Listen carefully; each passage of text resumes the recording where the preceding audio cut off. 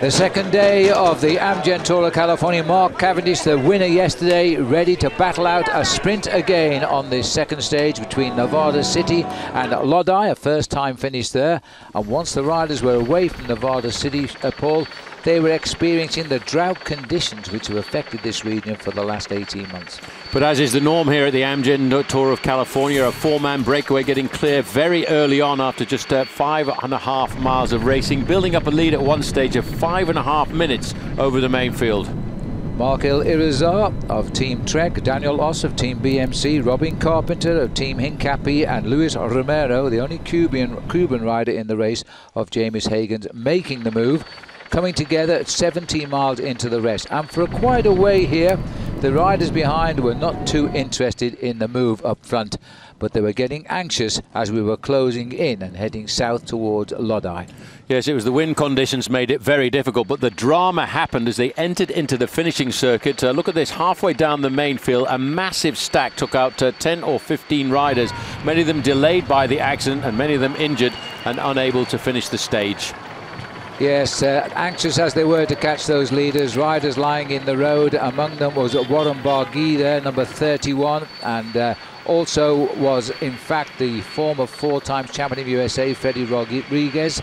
He remounted, but I think the worst injured, Ben-Jacques Maines, as he was put into an ambulance and riding his last tour, by the way, and his 10th, the only rider in the race to have ridden every tour, sadly out of it. And first reports telling us too that Warren Barguil is also unable to continue, the great French hope, which might have been in the frame tomorrow. So the race went on to the circuits as the riders tried to organise it for the finish. Yes, it was all about the sprinters when it came down towards the final few hundred metres, and it was all about who could beat Mark Cavendish. Tinkoff Saxo in the lime green jerseys thought they could do this on this occasion, trying to sort out the sprint for them, and Peter Sagan, who on this occasion was wearing the King of the Mountains polka dot jersey. But it's very difficult to catch out a raging Mark Cavendish. There was no real organisation as the riders raced towards the end of this stage, as Saxo Tinkoff tried to take over, and also getting in the mix too, MTN Quebecer, a little bit of a visitation at the front from Optimum. But at the end it was going to be the two sprinters trying to pierce the head, but they weren't getting things their own way on what was turning out to be a super circuit. Little look over the shoulder here by the Tinkoff Saxo rider, looking for the location of the man with the red spots, Peter Sagan. It seemed a perfect lead out. Cavendish in yellow suddenly boxed in on the shoulder of Wouter Whippet in red. Whippet saw his chance and went for it. Cavendish and Sagan chased him. The line wasn't coming quick enough though for Wouter Whippet. On the right, Sagan, and on the left it was Mark Cavendish taking the sprint win, his second in as many days. And more importantly, his 11th victory of the season, and increasing his lead in the overall standings on the eve of the first mountaintop finish around San Jose. But for him, it was a good way to finish off the first 2 days of the Amgen Tour of California. Just look at this one more time from the helicopter, how fast Mark Cavendish came up to the line. A little bit of a chance to look over and see how to judge the final lunge for the line, and when he did, he won the stage by around about a quarter of a bicycle wheel. A classic sprint finish for the world's best sprinters. Wouter Whippet here, the Drapac rider from the Australian team, must have thought at this moment he was going to get the big win, and then over his shoulder came the top two racing a personal battle.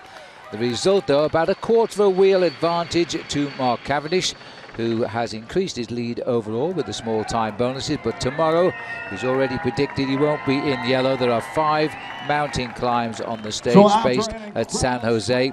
So tomorrow, Mark Cavendish will probably be helping his team rather than leading it. But for the moment, with his 11th win of the year, he's gone equal at the top with the season's best winners. Overall, in fact, Mark coming back on stage here also keeps his lead in the green Visit California points jersey. And the most courageous rider given to Markel Irizar, one of the riders in that four-man leading break. Interesting, the stage today sponsored by Breakaway from Cancer. He's a cancer survivor from testicular cancer back in 2002. And the other man on stage was Robin Carpenter, who won all of the prizes out on course today. And because of that, he's now come up into 3rd place overall. Mark Cavendish leads by 8 over Sagan. Carpenter there at 11. Further down, Wouter Whippet has come up in 7. Danny Van Poppel in 10. We're talking sprinters. I think tomorrow we could be talking climbers.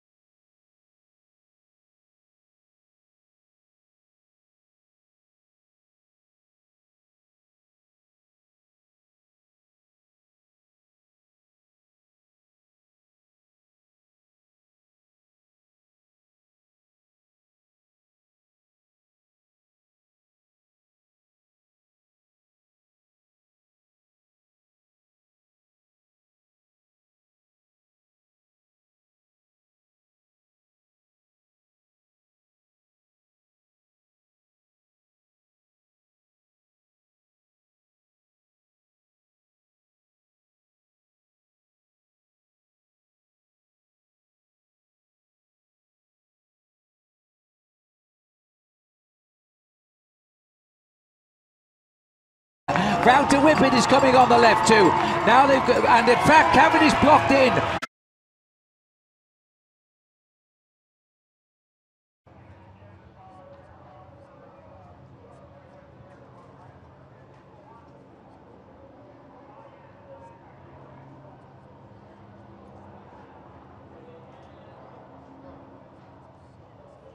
Vouter Whippet is coming.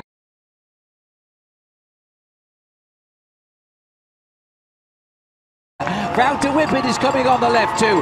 Now they've got, and in fact Cavendish blocked in.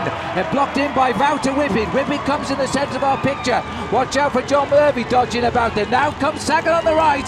Cavendish on the left. The two stars wheel to wheel and on the line.